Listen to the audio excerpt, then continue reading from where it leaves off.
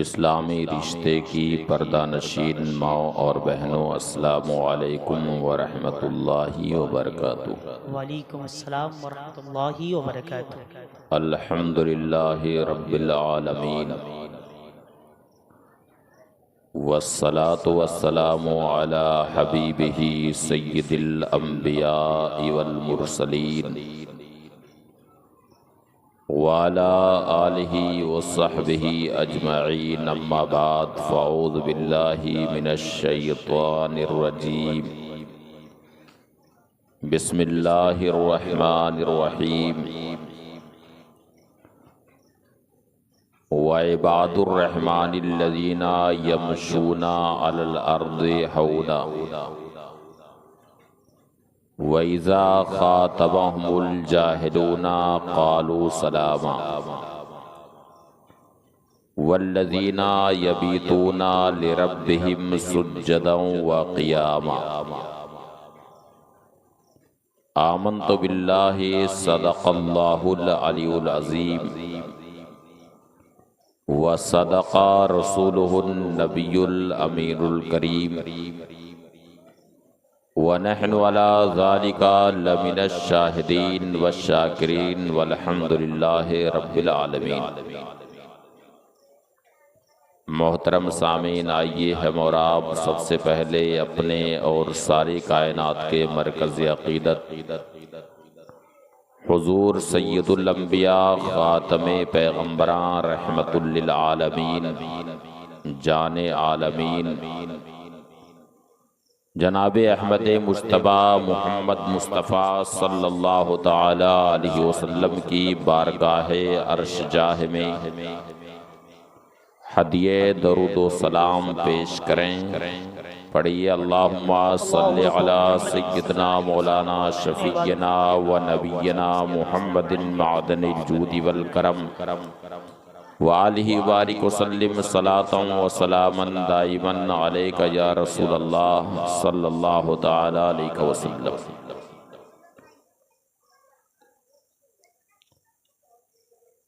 वाह क्या मर्तबा ए गौस है बाला तेरा, ऊंचे ऊंचों के सरों से कदम आला तेरा। सर भला क्या कोई जाने कि है कैसा तेरा, औलिया मलते हैं आँखें वो है तलवा तेरा। आज बड़ी सआदत की बात है कि खैराबाद की इस सरजमीन पर जश्ने गौसुल वरा की इस मुक़द्दस महफिल में हाज़री हुई। जैसा कि मालूम हुआ कि तकरीबन 25 साल से लगातार सरकार गौसे आज़म रज़ियल्लाहु ताला अन्हु की याद में हर साल ये जश्न मुनक़िद होता रहा। हाफिज मोहम्मद तारिक साहब जो इस महफिल के बानी हैं, उनसे पेशतर, उनसे पहले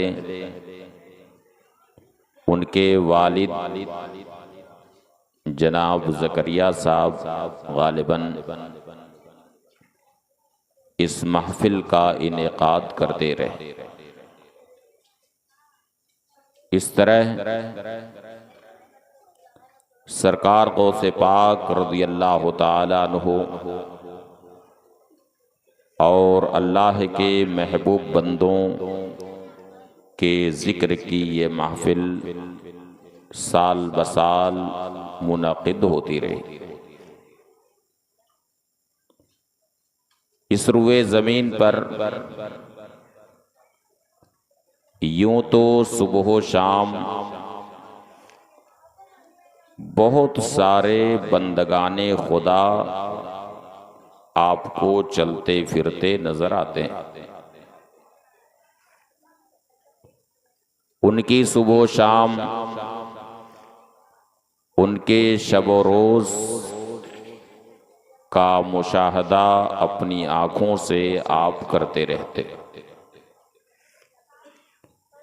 लेकिन इन्हीं बंदगाने खुदा में अल्लाह के कुछ मखसूस ऐसे बंदे होते हैं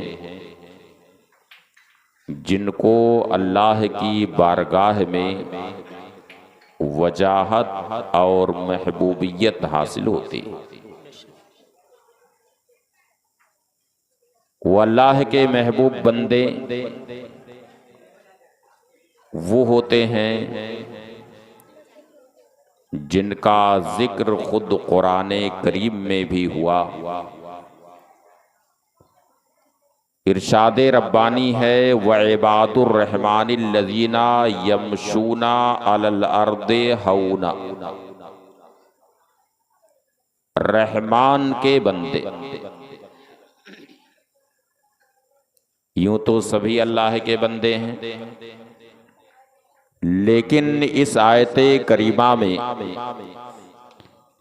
इरशाद हुआ रहमान के बंदे,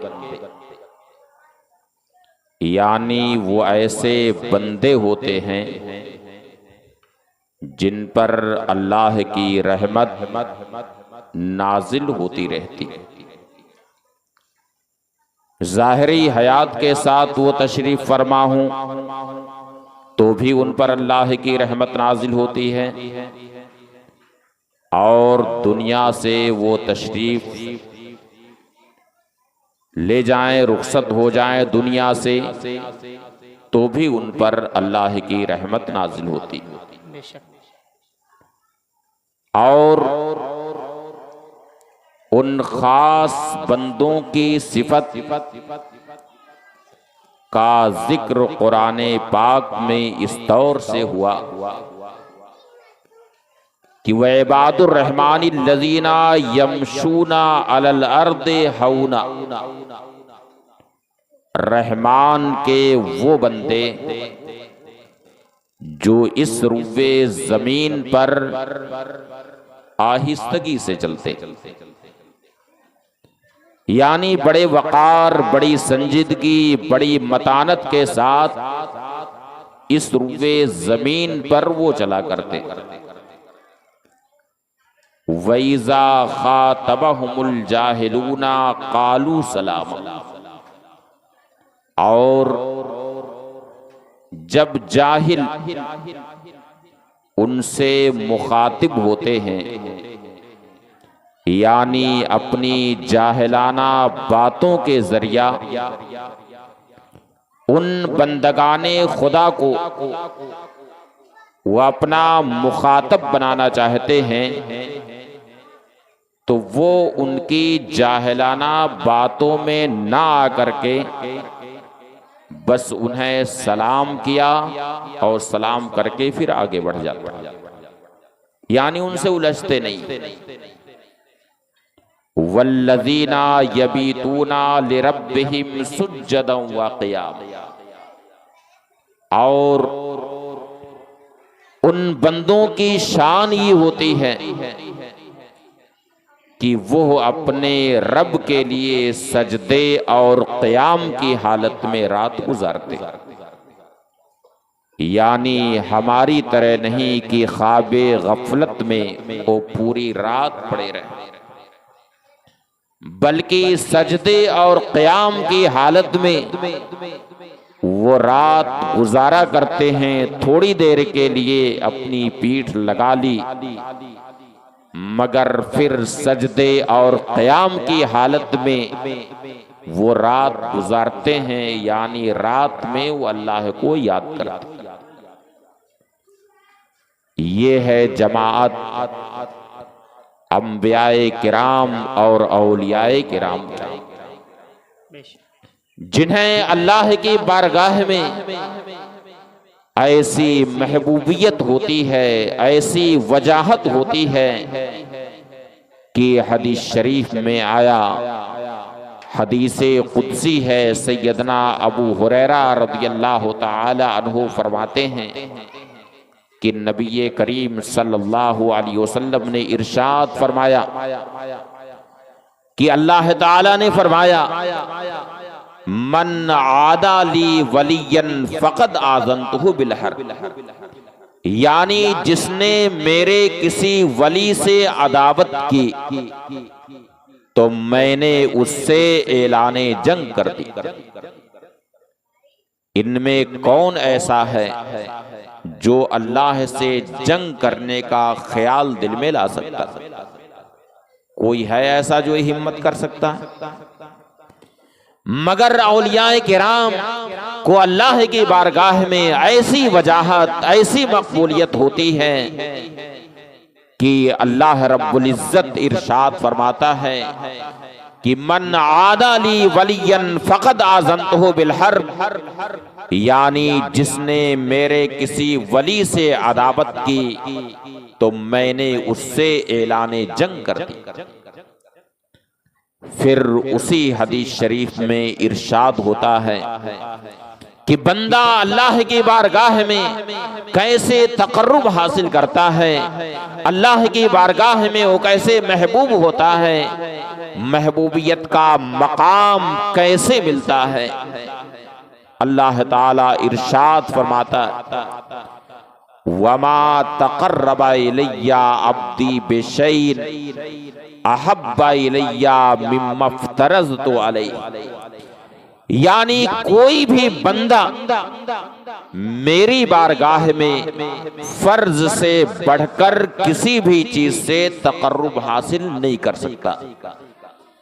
यानी अगर कोई ये चाहता है कि अल्लाह की बारगाह में उसे तकर्रुब हासिल हो, अल्लाह की बारगाह में उसे महबूबियत का मकाम हासिल हो, तो सबसे पहले उसे फराइज़े इलाहिया को अदा करना पड़े।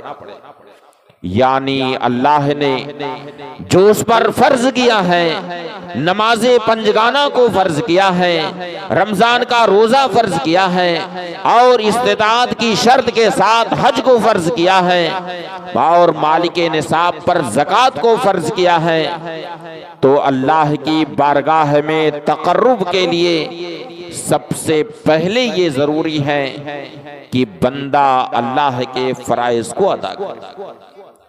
अगर कोई अल्लाह का फरीजा अदा नहीं करता है तो हरगिज वो अल्लाह का वली नहीं हो सकता है, वो अल्लाह की बारगाह में तकर्रुब हासिल नहीं कर सकता है, बल्कि अल्लाह की बारगाह में तकर्रुब हासिल करने के लिए जरूरी है कि अल्लाह का जो फरीजा है, अल्लाह ने जो उसके ऊपर फर्ज किया है, उस फर्ज को पहले अदा कर।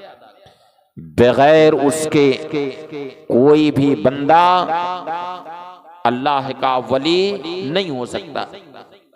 और फराइज की बात तो फराइज की है, औलियाए किराम यहां तक फरमाते हैं कि अगर कोई शख्स ऐसा है जो नबी करीम सल्लल्लाहु अलैहि वसल्लम की सुन्नत को अदा नहीं करता है, सुन्नत को छोड़ देता है, वो शख्स भी अल्लाह का वली नहीं हो सकता। तो अल्लाह का वली होने के लिए जरूरी है कि बंदा फराइज़े इलाहिया को अदा करे, अल्लाह ने जो उस पर फर्ज किया है उस फर्ज को अदा करे और साथ ही साथ नबी करीम सल्लल्लाहु अलैहि वसल्लम की सुन्नतों पर भी वो अमल करे। चुनांचे बड़े मशहूर बुजुर्ग हैं सैयदना बायजीद बुस्तामी रज़ियल्लाहु ताला, नाम सुना है इनका? आप लोगों ने सुना है ना नाम? सैयदना बायजीद बुस्तामी रज़ियल्लाहु ताला अन्हु ये सिलसिले नक्शबंदिया के बहुत बड़े बुजुर्ग हैं और हमारे ख्याल से जो बानिये महफिल हैं उसी सिलसिले से मुंसलिक। तो सिलसिले नक्शबंदिया के बहुत ही अजीम बुजुर्ग हैं सैयदना बायजीद बुस्तामी रज़ियल्लाहु ताला। वो अपने असहाब के साथ बैठे हुए, अपने मुरीदों के साथ बैठे। किसी ने उनसे बताया कि हुजूर फलां शहर में अल्लाह के एक वली रहते हैं, वो साहिबे कश्फो करामत हैं, हुजूर चलें उनकी जियारत कराएं, उनसे मुलाकात करें। सैयदना बायजीद बुस्तामी रज़ियल्लाहु ताला अन्हु अपने असहाब के साथ सफर करते हैं। उस शहर में आप तशरीफ ले जाते हैं।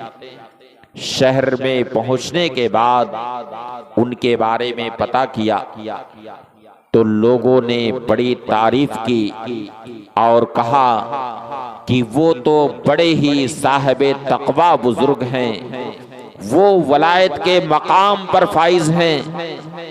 पूछा कि इस वक्त तो कहाँ मिलेंगे?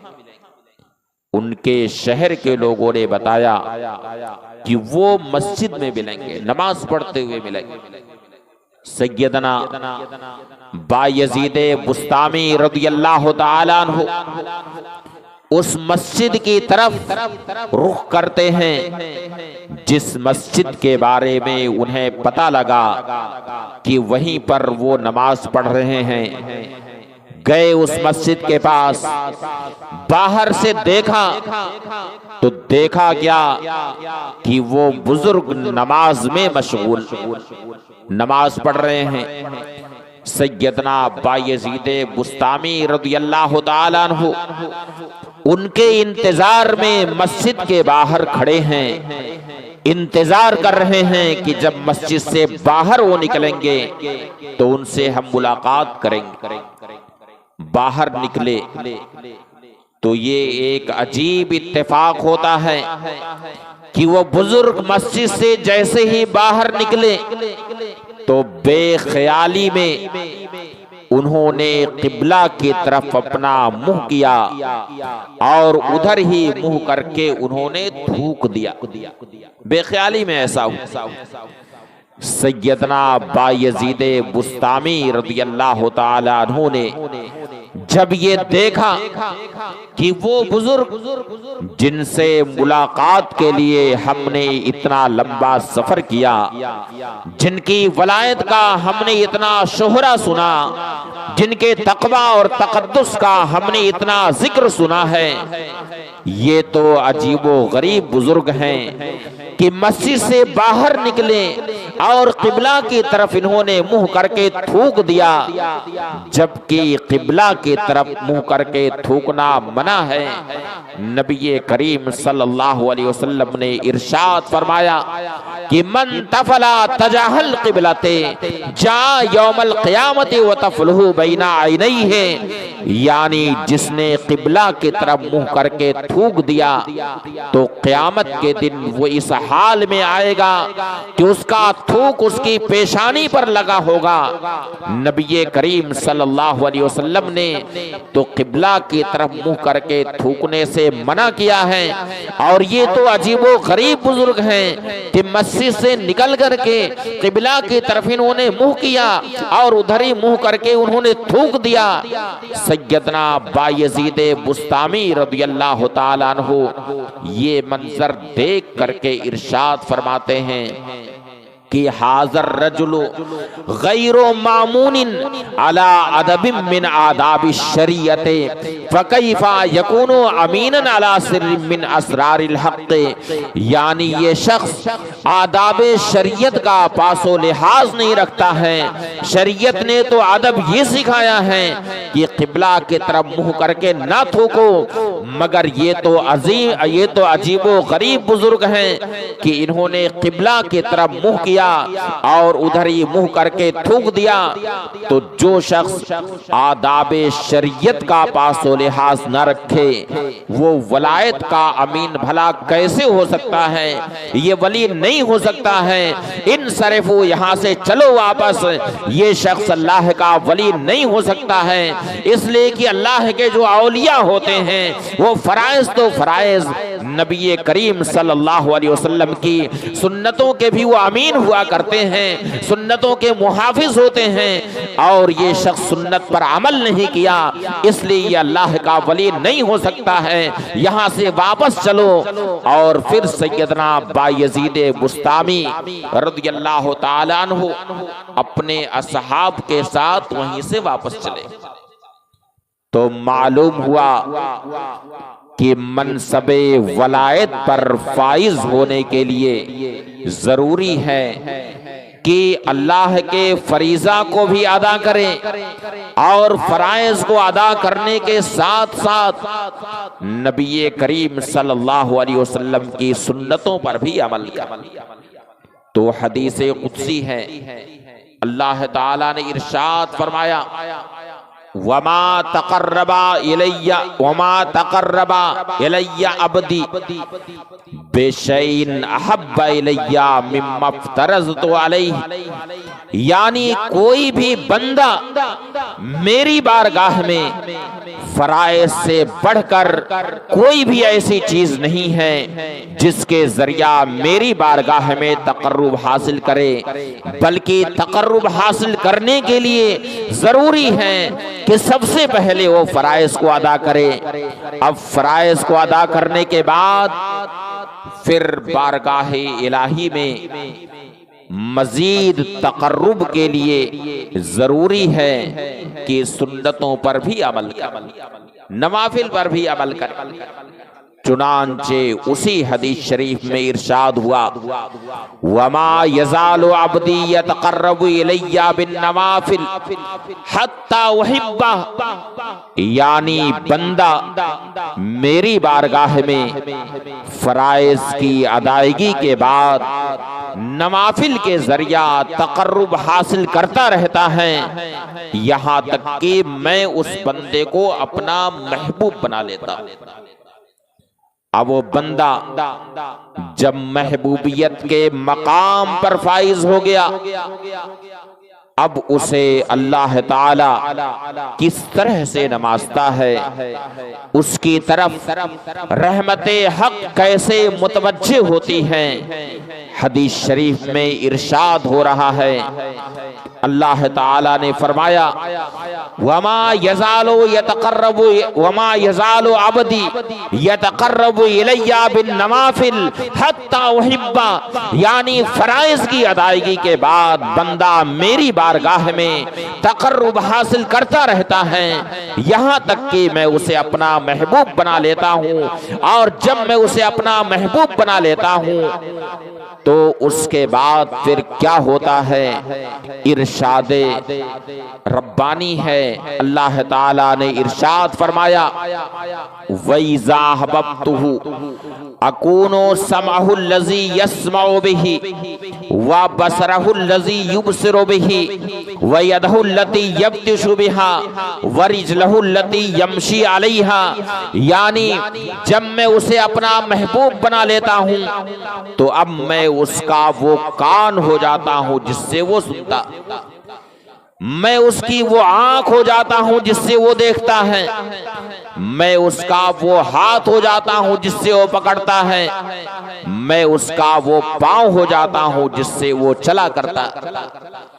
मैं आपसे पूछना चाहता हूं कि अल्लाह ताला इंसानी आज़ा से पाक, जिस्मो जिस्मानियात से वो पाक है, मगर इस हदीस शरीफ में इरशाद हो रहा है, अल्लाह ताला इरशाद फरमाता है कि जब मैं उस बंदे को अपना महबूब बना लेता हूं तो अब मैं उसका वो कान हो जाता हूं जिससे वो सुनता है, मैं उसकी वो आंख हो जाता हूं जिससे वो देखता है, मैं उसका वो हाथ हो जाता हूं जिससे वो पकड़ता है, मैं उसका वो पांव हो जाता हूं जिससे वो चलता।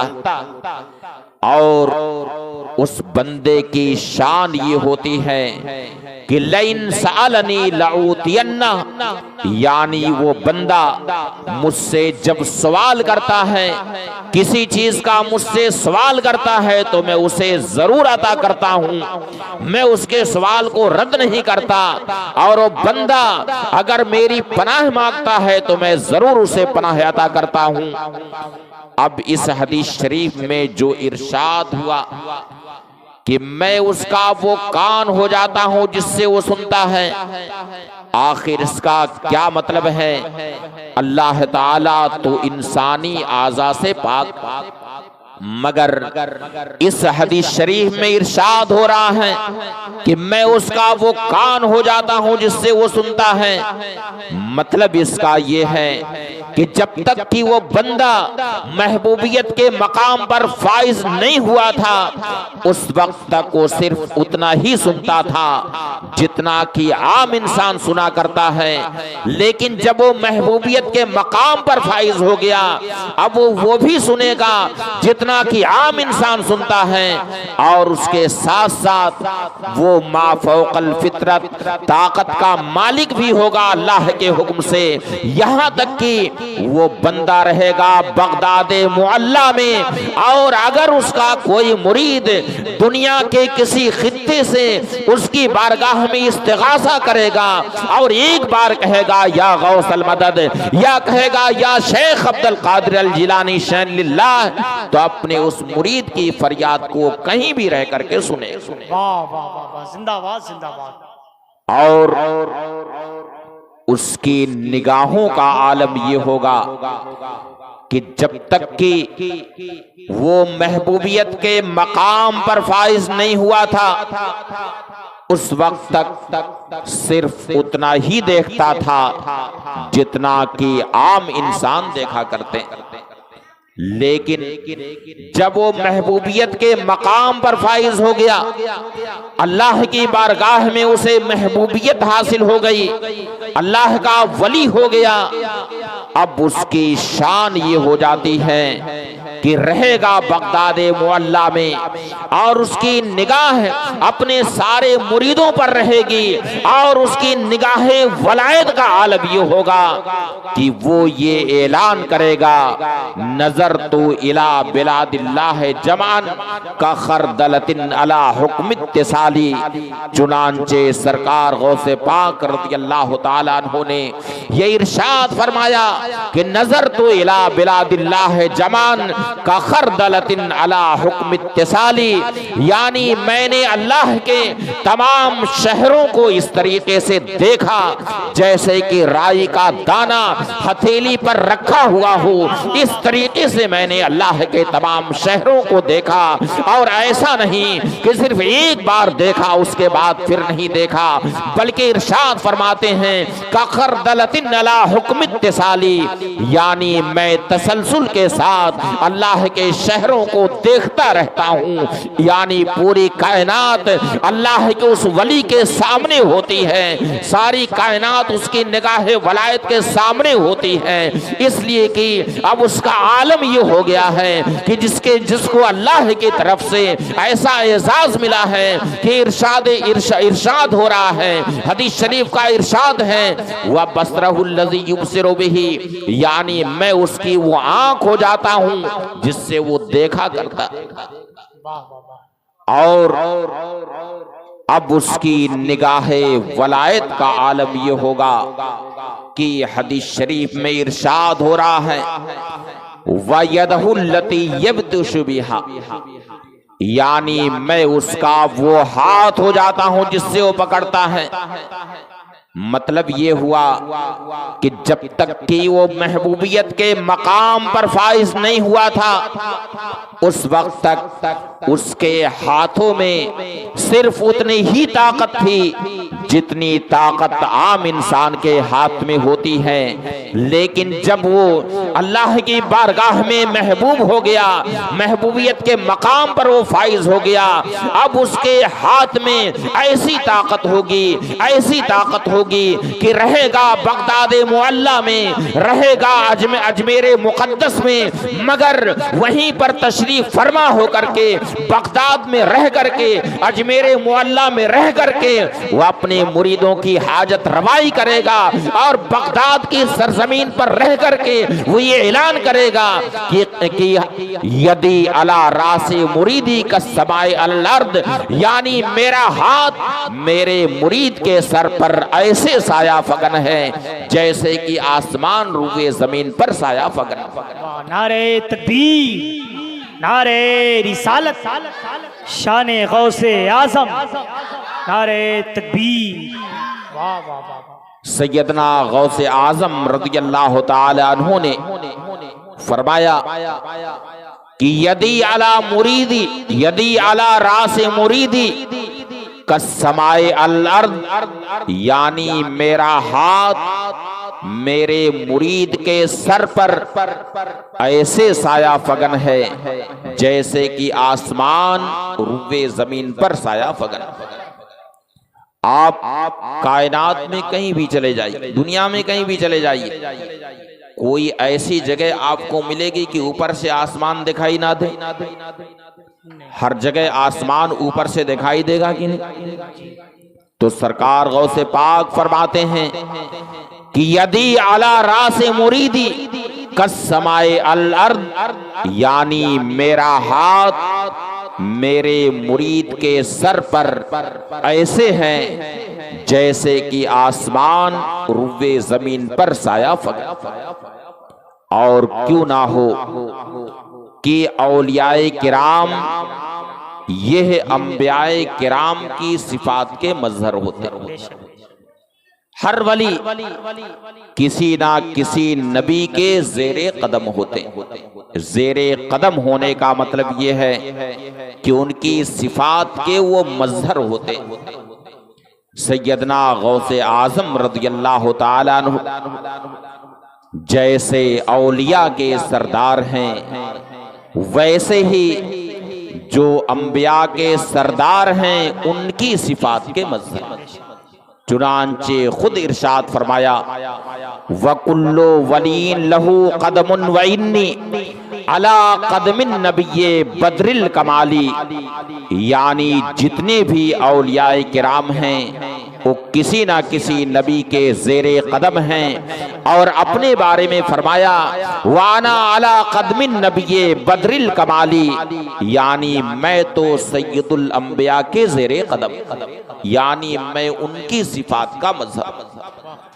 और उस वली की शाने वलायत का आलम ये होता है कि उसी हदीस शरीफ में फिर इरशाद हो रहा है कि वयदहुल्लती यब्तिशु बिहा, यानी मैं उसका वो हाथ हो जाता हूं जिससे वो पकड़ता है, यानी वही हाथ अब अल्लाह के हुक्म से मा फौकल फितरत ताकत का मालिक हो जाता है।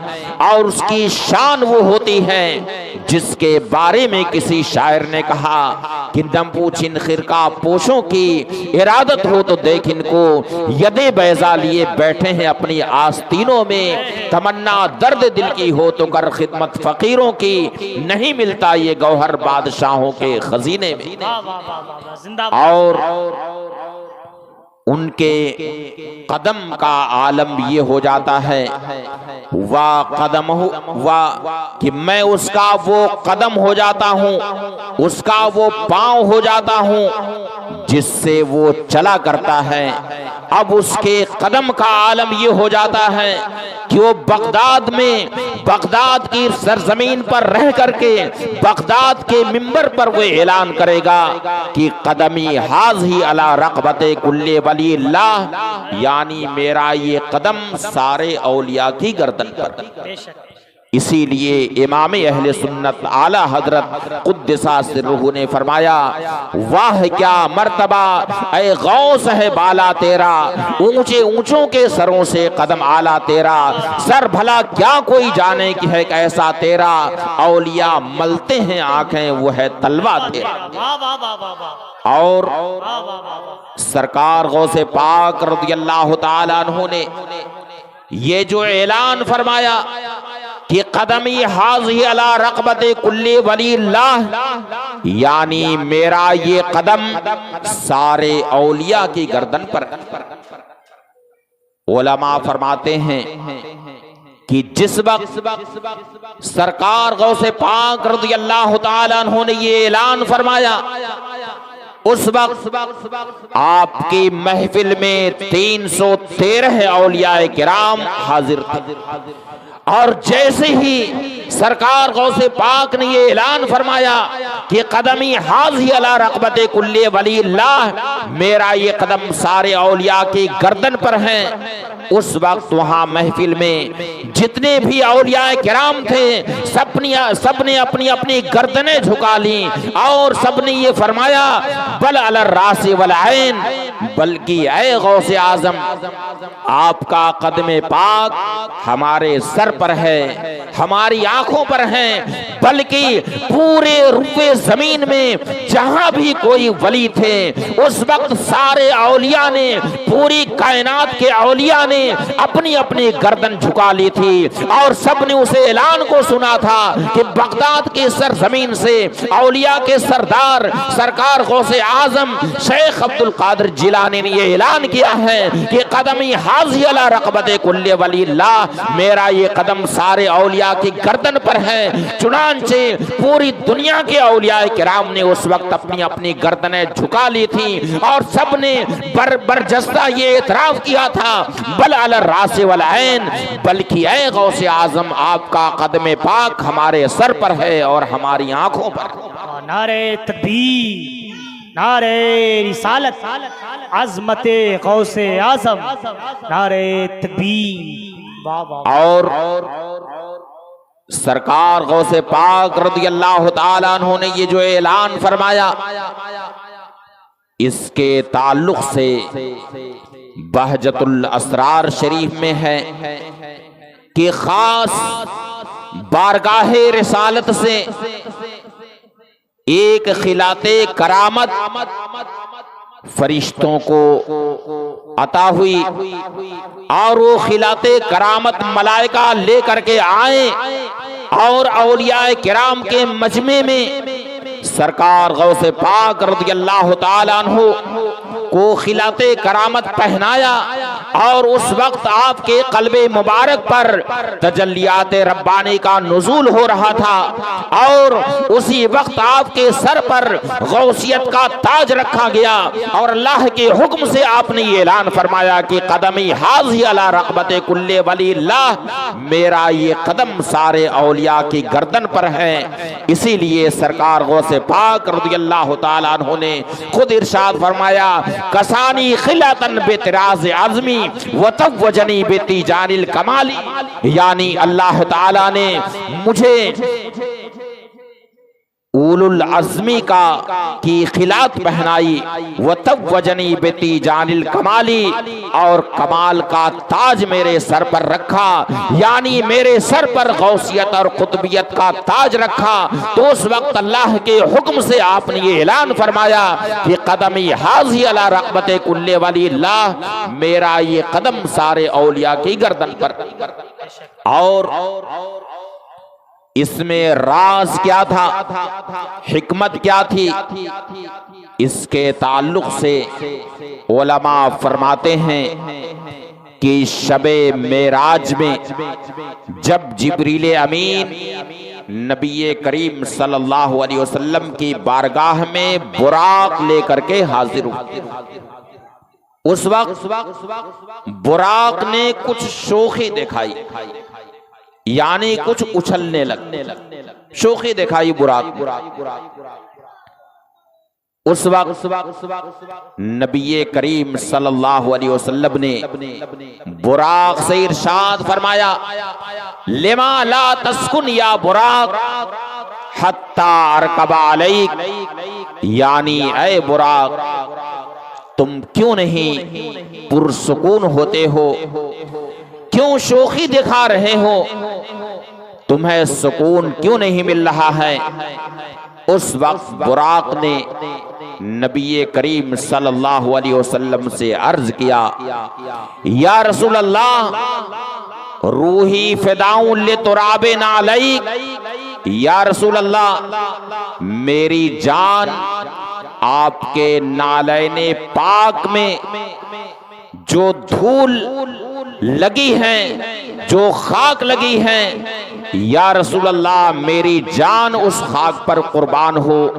या रसूल अल्लाह मेरी एक तमन्ना है, और वो तमन्ना ये है कि जिस वक्त आप जन्नत में बुराक पर तशरीफ फरमा हो करके जन्नत में तशरीफ ले जाएंगे, उस वक्त या रसूल अल्लाह मेरी ये ख्वाहिश है, मेरी ये तमन्ना है कि उस वक्त भी मुझे ये शरफ अता फरमाएं कि मेरे ही पुष्ट पर या रसूल अल्लाह सवार होकर के आप जन्नत में तशरीफ ले जाएं।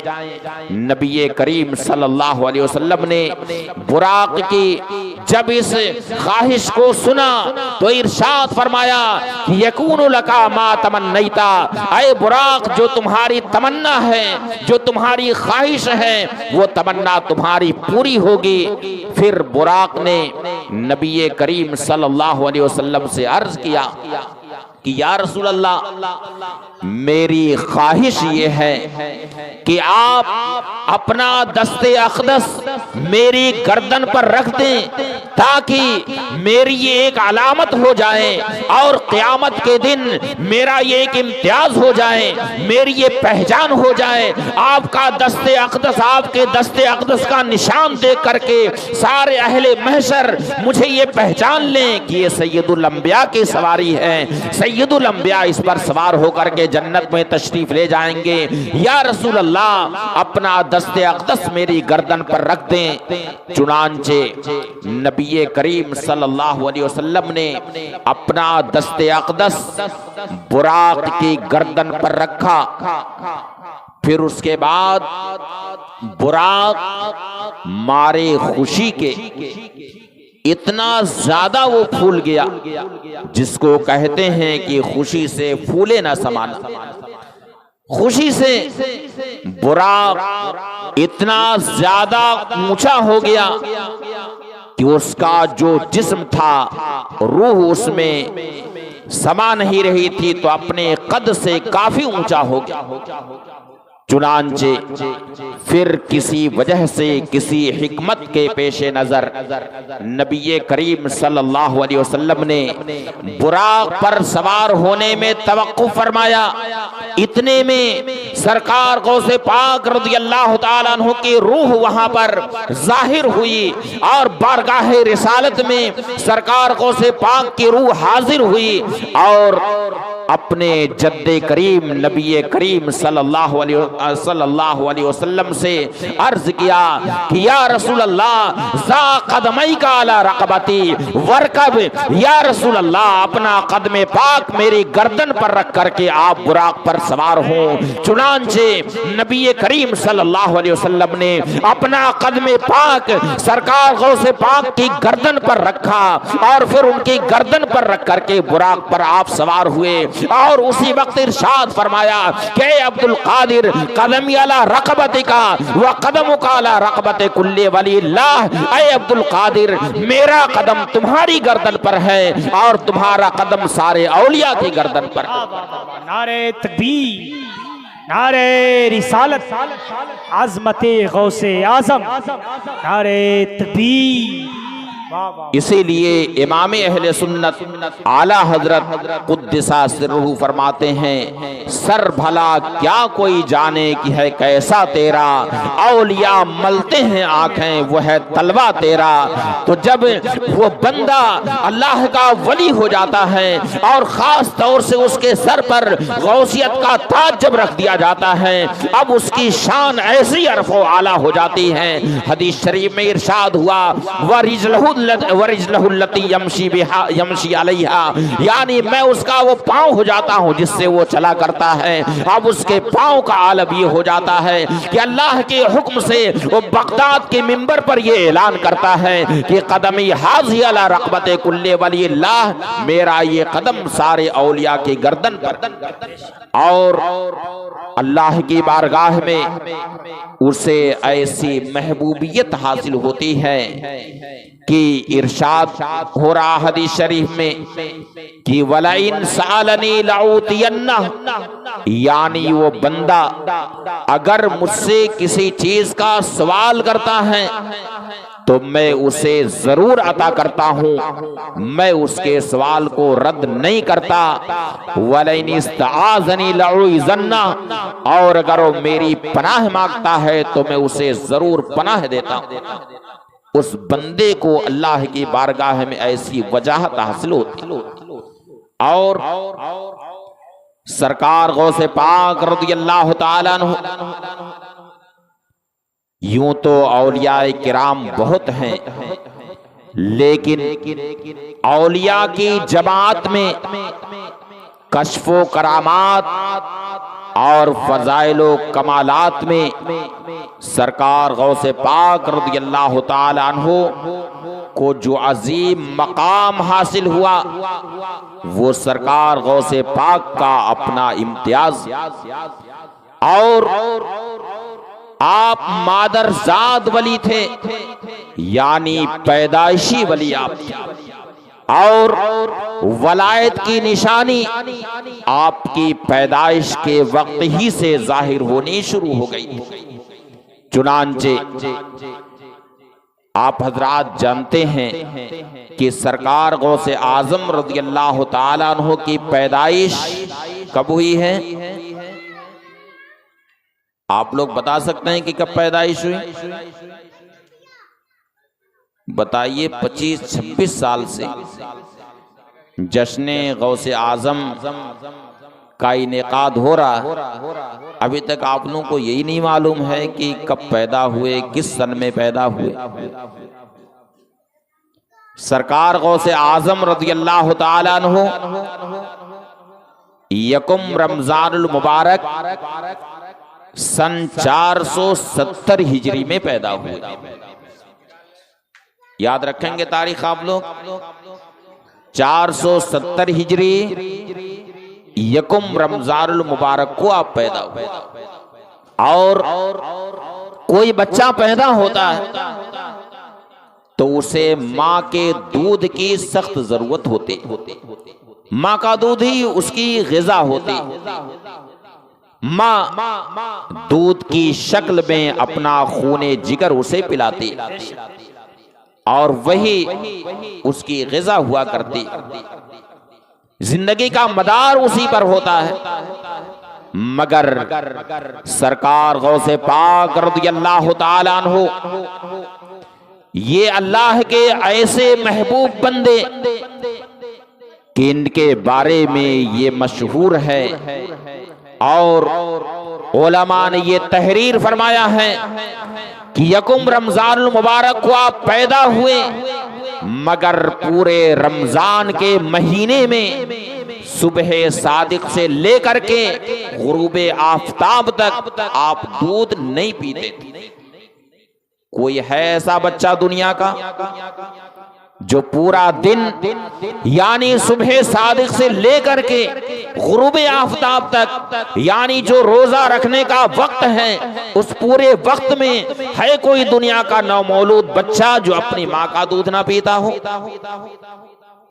ये सरकार गौसे पाक रज़ियल्लाहु ताला अन्हु की खुसूसियत है। चुनांचे ये बात मशहूर हो गई थी गिलान में कि वलिदा लिल अशराफ वलदुन ला यरज़ु फी नहारे रमजान, यानी सादात के घराने में एक ऐसा बच्चा पैदा हुआ है जो रमजान शरीफ में दिन में यानी सुबह सादिक से लेकर के गुरूब आफ्ताब को अपनी माँ का दूध नहीं पीता। नारे तकबीर, नारे रिसालत, नारे रिसालत। औलादे गौसे आजम, औलादे गौसे आजम सैयद अनस मियां साहब क़िबला, नारे तकबीर, नारे रिसालत। तशरीफ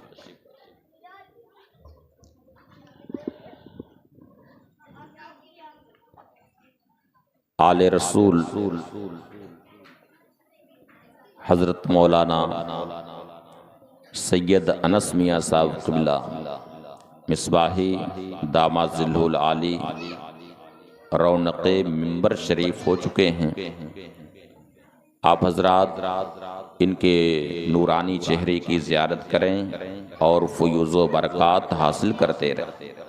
तो मैं अर्ज़ कर रहा था कि सरकार गौसे पाक रज़ियल्लाहु ताला अन्हु की वलायत की निशानी आपकी पैदाइश के वक्त ही से जाहिर हो गई थी। चुनांचे गीलान में ये बात मशहूर थी, लोग ये कहते थे कि वलिदा लिल अशराफ वलदुन ला यरज़ु फी नहारे रमजान, यानी अशराफ के वहां अरबी जबान में सादात को अशराफ कहा जाता है। लोग ये कहते थे कि सादात के घराने में एक ऐसा बच्चा पैदा हुआ है जो रमजान शरीफ में दिन में माँ का दूध नहीं पीता, जबकि अभी बिल्कुल नौमौलूद हैं। दुनिया का कौन ऐसा बच्चा है जो दिन में अपनी माँ का दूध ना पीता हो। ये सरकार गौसे पाक की खुसूसियत है कि आप मादरजाद वली हैं और वलायत की निशानी उसी वक्त से जाहिर है। और फिर पैदा होने के बाद जब आप चलने फिरने के काबिल होते हैं तो कौन ऐसा बच्चा है, कौन ऐसा छोटा बच्चा है जिसके दिल में खेल कूद का शौक ना। देखिए हमारे सामने छोटे छोटे बच्चे बैठे हैं, इनसे पूछिए खेलने का शौक है कि नहीं, खेलते हो कि नहीं, तुम लोग क्या खेलते हो? देखिए सारे बच्चे बोल रहे हैं कि हम खेलते हैं, सब बोल रहे हैं खेलते हो ना, बोलो तुम भी खेलते हो, तुम भी खेलते, सब खेलते हैं, सब खेलते हैं। देखिए बच्चों के दिल में खेल की मोहब्बत बहुत ज्यादा होती, मगर सरकार गौसे पाक रज़ियल्लाहु ताला अन्हु ने कभी भी खेल कूद में अपना वक्त नहीं गुजारा, खेल कूद से हमेशा दूर रहे। बचपन के जमाने में भी आपने कभी भी बच्चों के साथ कभी भी आप ना खेले ना कूदे, बल्कि खुद इरशाद फरमाते हैं कि कुल्लमा अरदतु अन अलबा मासिबियान समेतो मुनादिन यकूल, समेतो मुनादिन यकूल इलैया या मुबारक। सरकार गौसे पाक फरमाते हैं कि बचपन में मैंने जब भी ये सोचा, यानी जब भी मेरे दिल में ये ख्याल आया कि बच्चों के साथ मैं भी खेलूं, जब भी मेरे दिल में ये ख्याल आया कि बच्चों के साथ मैं भी खेलूं, इतने में मैं किसी मुनादी को सुनता था जो मुझसे ये कहता था, इलैया या मुबारक, ऐ बाबरकत, ऐ शहजादे, ऐ बाबरकत शहजादे, ऐ अल्लाह के वली, हमारी तरफ आओ। तुम्हें खेलने के लिए पैदा नहीं किया गया है, बल्कि तुम्हें तो रुश्तो हिदायत के लिए पैदा किया गया है। तुम्हें तो गुमगुश्तगान राह की को हिदायत देने के लिए पैदा किया गया है। तुम्हें तो इसलिए पैदा किया गया है कि लोगों के दरमियान नबी करीम सल्लल्लाहु अलैहि वसल्लम की सुन्नतों को आम करो। तुम्हें तो इह्याए दीन के लिए पैदा किया गया है, तुम तो मुहय्युद्दीन हो, तुम्हें खेलने कूदने के लिए नहीं पैदा किया गया है। इरशाद फरमाते हैं कि जब भी मेरे दिल में ये ख्याल आया कि मैं बच्चों के साथ खेलूं, फौरन मैं किसी मुनादी को सुनता था जो ये ऐलान करता था, मुझसे कहता था, इलैया या मुबारक, ऐ मुबारक यानी ऐ बाबरकत शहजादे, ऐ अल्लाह के वली, हमारी तरफ आओ। तुम्हें खेलने के लिए नहीं पैदा किया गया है, बल्कि तुम्हें तो दीन की तबलीग और लोगों की रुश्द व हिदायत के लिए पैदा किया गया। तो ये सरकार गौसे पाक की खुसूसियत। और एक बार सरकार गौसे पाक रज़ियल्लाहु ताला अन्हु से पूछा गया कि आपको अपनी वलायत का इल्म कब हुआ? तो फरमाते हैं कि जब मैं 10 साल का हुआ तभी मुझे ये इल्म हो गया था, इसलिए कि मैं जब दर्स हासिल करने के लिए जाता, अपने उस्ताद के पास जाता, तो मैं ये सुनता था अपने कानों से कि फ़सहू वलील्लाह, यानी अल्लाह के वली के लिए जगह कुशादा कर दो, अल्लाह के वली के लिए जगह बनाओ। उसी वक्त मुझे अपनी वलायत का इल्म हो गया।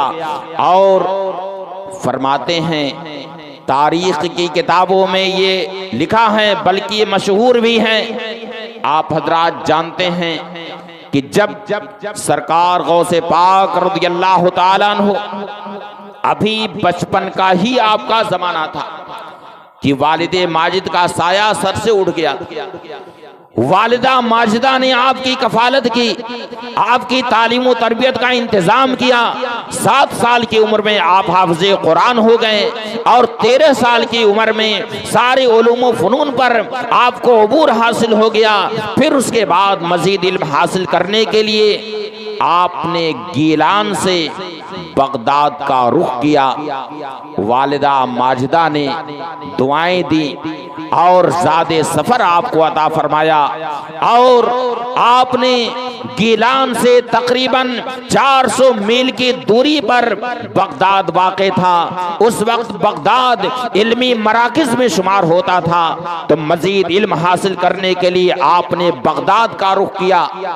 रास्ते में आपके काफिले पर डाकुओं ने हमला कर दिया और सारा असासा डाकुओं ने लूट लिया। आखिर में डाकुओं का जो सरदार था वो सरकार गौसे पाक के पास आया। अभी आपकी उम्र शरीफ 18 साल की थी। एक डाकू यानी जो सरदार था डाकुओं का, वो सरकार गौसे पाक के पास आया और पूछा कि मियां शहजादे, क्या तुम्हारे पास भी कुछ है? सरकार गौसे पाक ने फरमाया कि हाँ, मेरे पास भी, मेरे पास 40 दीनार। डाकुओं के सरदार ने कहा कि मियां साहबजादे, तुम हमारा मजाक उड़ा रहे हो? सरकार गौसे पाक ने फरमाया कि मैं मजाक नहीं उड़ा रहा हूं, बल्कि वाक़तन मेरे पास 40 दीनार हैं। डाकू ने जब आपकी तलाशी ली तो वाक़तन आपकी गुदड़ी से 40 दीनार निकले। डाकू हैरानो परेशान। उस डाकू ने सरकार गौसे पाक से कहा कि मियां शहजादे, लोग तो अपना माल हमसे छुपाया करते हैं, अपनी दौलत हमसे छुपाया करते हैं, लेकिन तुम्हारा तो अजीब मामला है कि तुमने अपना सरमाया हमसे नहीं छुपाया, बल्कि अपना सारा सरमाया हमारे ऊपर जाहिर कर दिया। सरकार गौसे पाक रज़ियल्लाहु ताला अन्हु ने फरमाया कि जिस वक्त मैं घर से निकला था तो मेरी माँ ने मुझसे अहद लिया था, मेरी माँ ने मुझे वसीयत की थी कि अब्दुल कादिर, तुम कभी भी झूठ मत बोलना, बल्कि हमेशा सच्चाई से काम लेना। कैसा ही मुश्किल वक्त आ जाए, कभी भी सच्चाई का दामन तुम हाथ से मत छोड़ना, बल्कि हमेशा सच्चाई से काम लेना। कभी भी तुम झूठ मत बोलना। तो मैं अपनी वालिदा माजिदा के इस अहद व पैमान की हिफाजत करता हूँ। मैंने अपनी वालिदा से जो अहद किया है, उस अहद की खिलाफ वर्जी मैं नहीं कर सकता।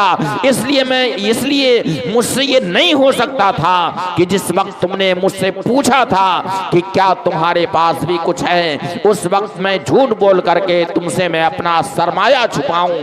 ये मुझसे नहीं हो सकता था। इसलिए जो सही सही बात थी, जो सच्चाई थी, वो मैंने तुमसे बयान कर दिया, क्योंकि मैंने अपनी वालिदा से अहद किया है, अपनी वालिदा से मैंने वादा किया है कि मैं हमेशा सच्चाई का दामन थामे रहूंगा, कभी भी मैं झूठ नहीं बोलूंगा।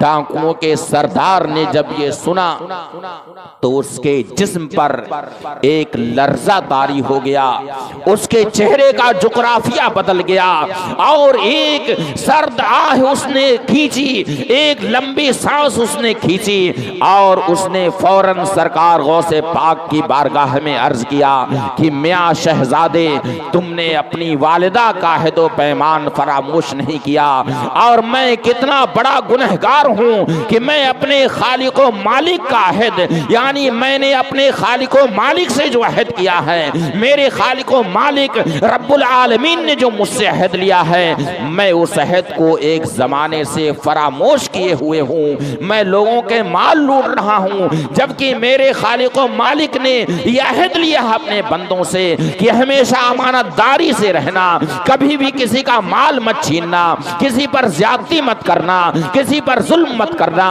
मियां शहजादे, तुमने अपनी वालिदा का एक अहद व पैमान फरामोश नहीं किया और मैं एक जमाने से अपने खालिक व मालिक का अहद भूले हुए हूँ और उस अहद को मैं तोड़ रहा हूँ। मैं कितना बड़ा गुनहगार हूँ। उसके जिस्म पर एक अजीब लर्जा तारी होता है, एक कपकपी तारी होती है, उसके दिल पर अल्लाह का खौफ तारी हो जाता है और फौरन सरकार गौसे पाक रज़ियल्लाहु ताला अन्हु से वो कहता है कि मियां शहजादे, आज हम तुम्हारे हाथ पर अल्लाह की बारगाह में अपने गुनाहों से सच्ची तौबा करते और नारे रिसालत, फैज़ाने गौसे आज़म, अज़मते रसूले आज़म, नारे तकबीर, नारे रिसालत।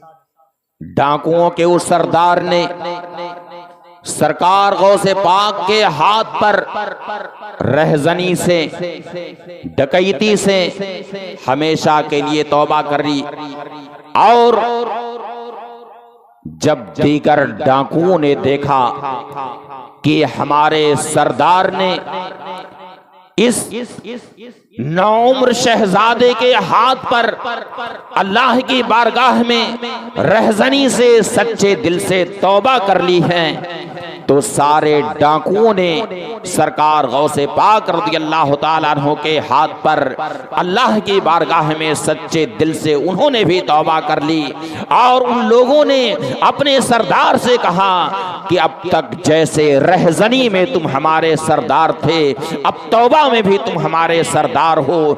चुनांचे उन सारे डाकुओं ने सरकार गौसे पाक के हाथ पर अल्लाह की बारगाह में सच्चे दिल से तौबा की और सबके सब अल्लाह के नेक बंदों में शामिल हो गए।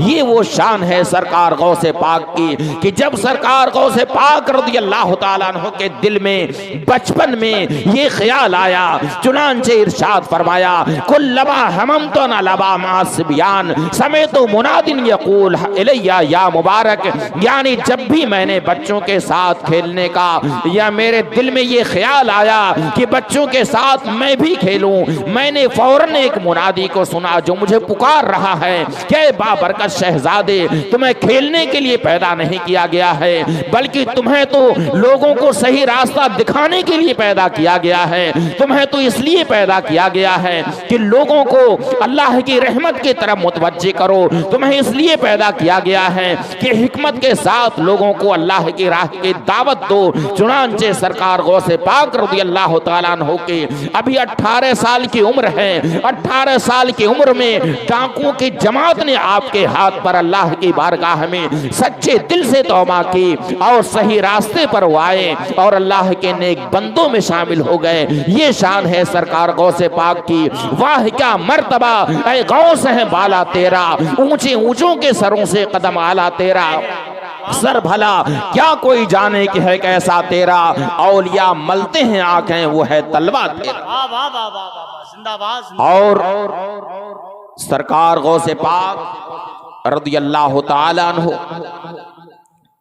से करामात का सुदूर इस कसरत से हुआ है, यानी आपसे करामात इतनी ज्यादा सादिर हुई हैं जिनसे किताबें भरी पड़ी। एक बार बगदाद में एक बहुत बड़े ताजिर थे, शेख अबुल मुजफ्फर। वो बहुत बड़े ताजिर थे। वो आमतौर से अपना माले तिजारत लेकर के हलब जाया करते थे, जो शाम में वाक़।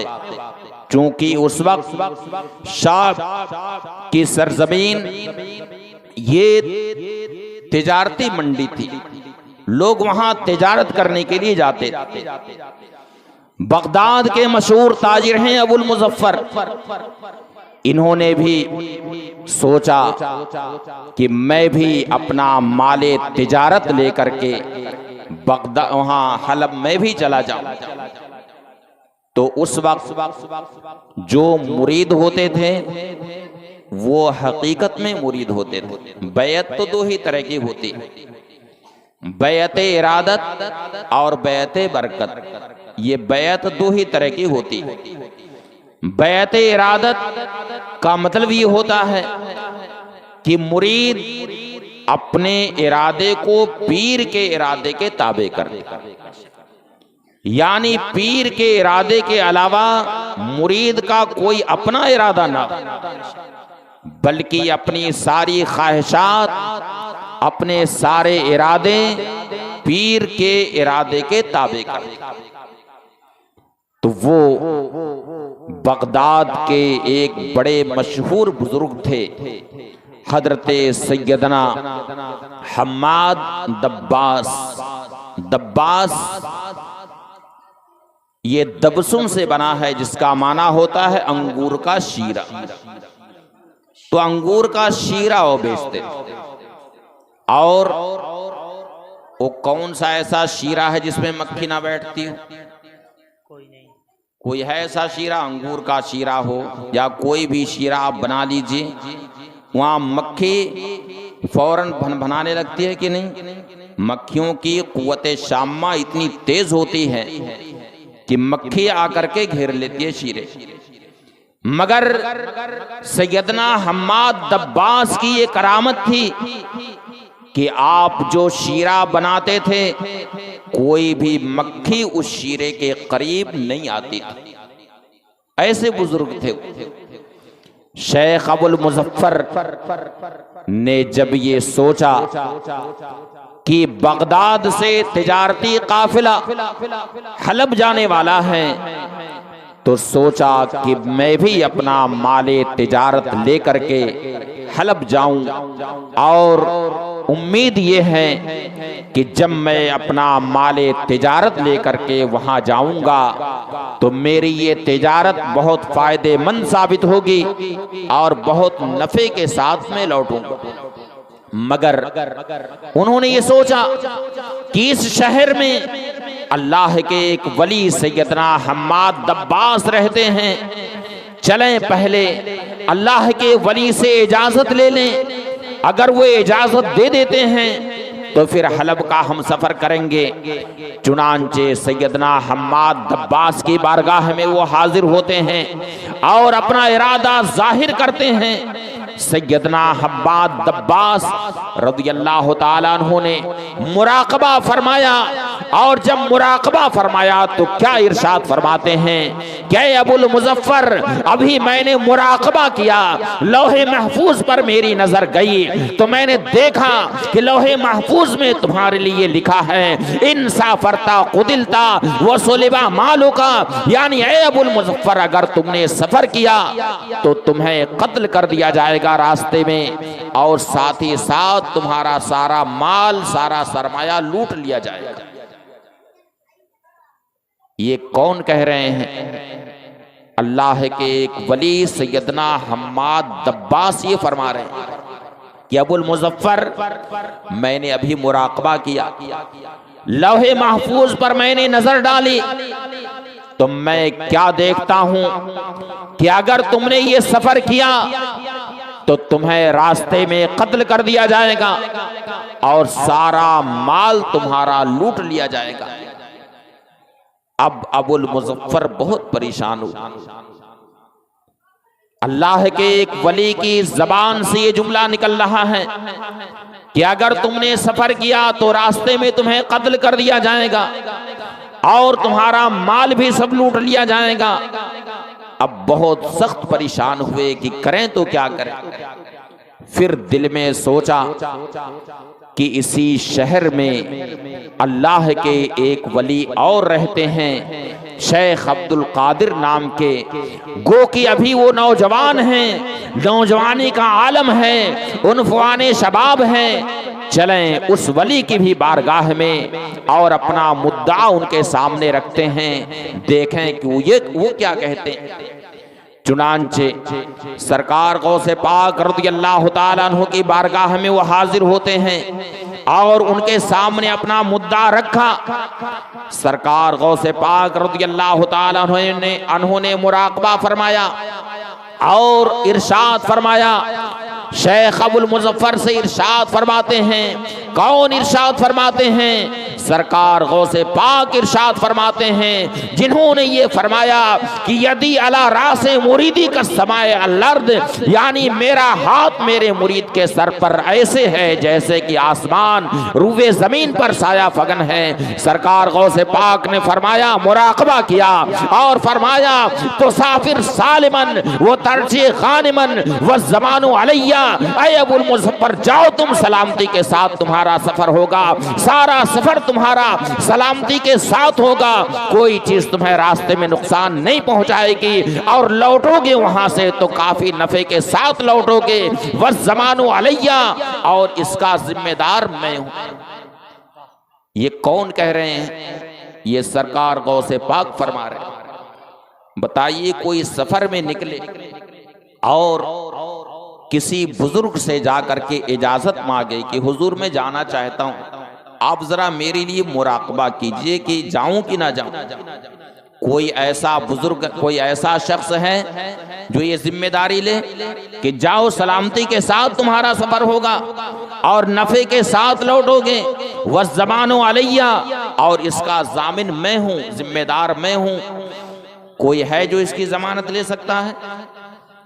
1 मिनट की तो जमानत कोई ले ही नहीं सकता, और यहाँ तो एक लंबा सफर दरपेश है, और वो सफर कि एक बुजुर्ग ये कह चुके हैं उस सफर के बारे में कि अगर तुमने ये सफर किया तो तुम्हें रास्ते में कत्ल कर दिया जाएगा और सारा माल तुम्हारा लूट लिया जाएगा। एक बुजुर्ग ये फरमा चुके हैं। ऐसे सफर के बारे में कौन है जो जिम्मेदारी ले सकता है? वो सरकार गौसे पाक हैं जो ये फरमा रहे हैं कि तुम सफर करो, सलामती के साथ तुम्हारा सफर होगा और काफी नफे के साथ तुम लौटोगे। वस ज़मानु अलैया, और इसका जामिन मैं हूं, जिम्मेदार मैं हूं। अब सरकार गौसे पाक की बारगाह से जब इजाजत मिली तो अपना सरमाया लेकर के वो निकले, और वो सरमाया उनका 700 दिनार का, 700 दिनार का सरमाया लेकर के घर से निकलते हैं और शाम पहुंचते हैं, हलब पहुंचते हैं। और वो सरमाया जो उनका 700 दिनार का था उसे उन्होंने 1000 दिनार में बेच दिया। बोलिए नफा हुआ कि नहीं नफा हुआ? 700 दिनार का उनका माल था पूरा, और उसे बेचा कितने में? 1000 दिनार में। कितना नफा हुआ? 3000। देखो ये बच्चे बता रहे हैं 3000। कितना नफा हुआ? कितना? 300 दिनार का फायदा। अब वहां से जब लौटते हैं काफले के साथ, अब रास्ते में इशा का वक्त होता है। सोचा, काफले वालों ने सोचा कि रात कहीं गुजार ली जाए। चुनांचे काफिला रात में एक जगह पड़ाव डालता। सारे काफले वाले अपना सरमाया एक तरफ रख करके सो जाते, और उसी काफिले में अबुल मुजफ्फर भी हैं, वो भी सो जाते हैं। जब सो जाते हैं, नींद गालिब आ जाती है, तो ख्वाब में क्या देखते हैं? ख्वाब में वो देखते हैं कि डाकुओं ने काफिले पर हमला कर दिया, और एक डाकू आया है, उसने मेरे गले पर खंजर चला दिया और मेरी गर्दन जुदा कर दी। ये ख्वाब देखा, और जाहिर है कि ऐसा खौफनाक ख्वाब कोई देखेगा तो डर जाएगा, घबरा करके उठेगा। चुनांचे नींद खुली तो गर्दन पर अपना हाथ फेरा कि गर्दन कहीं कट तो नहीं गई है। देखा कि गर्दन तो सही सलामत है, लेकिन कुछ खून के असरात गर्दन पर दिखाई दे रहे। गर्दन तो कटी नहीं थी, लेकिन खून के असरात कुछ गर्दन पर नजर आ रहे। बहरहाल रात इस तरह से सलामती के साथ गुजरी। सुबह का वक्त होता है। सुबह वुजू करने के लिए वहां एक हम्माम में वो तशरीफ ले जाते हैं, और हम्माम का जो चबूतरा था, जो बैठने की जगह थी, वो जो 1000 दिनार की थैली थी, वो थैली उसी चबूतरे पर रख दी और वुजू करने लगे। वुजू से जब फारिग हुए तो इत्तेफाक ऐसा कि वो थैली वहीं भूल गए और वहां से चले आए। अब रास्ते में ख्याल आया कि सारा सरमाया तो मैं हम्माम में ही छोड़ करके चला आया। दौड़े हुए गए, वो सरमाया खैर मिल गया। 1000 की जो थैली थी वहीं पर रखी थी, वो थैली मिल गई। अब पूरा सफर भी सलामती के साथ हुआ और कोई नुकसान भी नहीं हुआ, बल्कि नफे के साथ लौट रहे। अब रास्ते भर सोचते रहे कि बगदाद में अल्लाह के ये दोनों वली जो रहते हैं, शेख हम्माद दब्बास और शेख अब्दुल कादिर जिलानी, रास्ते भर ये सोच रहे हैं कि बगदाद पहुंच करके मैं शेख हम्माद दब्बास से पहले मुलाकात करूं या शेख अब्दुल कादिर जिलानी से पहले मुलाकात करूं। इसी पसोपेश में यहां तक कि बगदाद की सरहद में दाखिल हो जाते हैं। अभी बगदाद की सरहद में दाखिल ही हुए थे कि रास्ते ही में शेख हम्माद दब्बास मिल गए, और कबल इसके कि शेख अबुल मुजफ्फर अपना पूरा वाकया शेख हम्माद दब्बास से बयान करते, कबल इसके कि ये खुद अपनी जबान से बयान करते, सैयदना हम्माद दब्बास रज़ियल्लाहु ताला अन्हु की निगाहे वलायत सब कुछ देख रही थी कि अबुल मुजफ्फर के साथ रास्ते में क्या क्या हुआ है। चुनांचे हम्माद दब्बास ने खुद ही बताना शुरू किया कि अबुल मुजफ्फर, जिस वक्त तुम मेरे पास आए थे मैंने मुराकबा किया था, लौहे महफूज पर मैंने नजर डाली थी, तो लौहे महफूज में तुम्हारी किस्मत में यही लिखा था, मैंने यही लिखा हुआ पाया था कि अगर तुमने सफर किया तो रास्ते में तुम्हें कत्ल कर दिया जाएगा और सारा माल तुम्हारा लूट लिया जाएगा। लेकिन आए अबुल मुजफ्फर, तुम मेरे पास से जब निकले हो तो शेख अब्दुल कादिर जिलानी के पास तुम गए हो और शेख अब्दुल कादिर जिलानी ने तुम्हारे लिए मुराकबा किया और 17 मरतबा तुम्हारे लिए दुआ की और उनकी दुआ को अल्लाह ने कबूल फरमाया। यहाँ तक कि हकीकत में तुम्हारे मुकद्दर में जो ये लिखा था कि तुम्हें रास्ते में कत्ल कर दिया जाएगा, अल्लाह ताला ने उसे तुम्हारे ख्वाब से बदल दिया। चुनांचे तुमने ये ख्वाब देखा है कि डाकू ने तुम्हारे काफिले पर हमला किया है और एक डाकू ने आकर के तुम्हारा गला काट दिया है। तो शेख अब्दुल कादिर जिलानी की दुआ से जो हकीकत में ये लिखा था कि तुम्हें रास्ते में कत्ल कर दिया जाएगा, शेख अब्दुल कादिर जिलानी की दुआ की बरकत से अल्लाह ताला ने उसे तुम्हारे ख्वाब में तब्दील फरमा दिया। और मैंने लौहे महफूज में ये जो लिखा हुआ देखा था कि तुम्हारा सारा सरमाया लूट लिया जाएगा, शेख अब्दुल कादिर जिलानी ने तुम्हारे लिए दुआ की और उनकी दुआ को अल्लाह ने कबूल फरमाया। यहाँ तक कि जो तुम्हारे मुकद्दर में ये लिखा था, लौहे महफूज में जो ये लिखा था कि सारा सरमाया तुम्हारा लूट लिया जाएगा, अल्लाह ताला ने उसे तुम्हारे भूल से तब्दील फरमा दिया। यहाँ तक कि जब तुम वजू करने के लिए गए थे तो अपने दिनार की थैली वहीं पर भूल गए थे, फिर तुम्हें याद आया था, यहाँ तक कि दिनार की थैली तुम्हें मिल गई। सारा वाकया हजरत हम्माद दब्बास ने अपनी जबान से बयान फरमा दिया। ये वली की निगाहे वलायत होती है और वो निगाहे वलायत ऐसी होती है कि जहां सारी मादी ताकतें फेल हो जाती हैं, वहां वली की एक निगाहे वलायत काम आया करती है।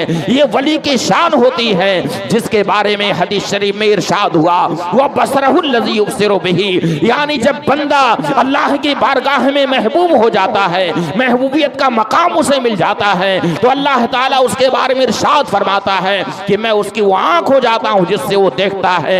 यानी अब वो सिर्फ उतना ही नहीं देखेगा जितना आम इंसान देखते हैं, बल्कि वो जाहिर भी देखेगा, बातिन भी देखेगा, अपने करीब की चीजों को भी देखेगा, दूर की भी चीजों को देखेगा।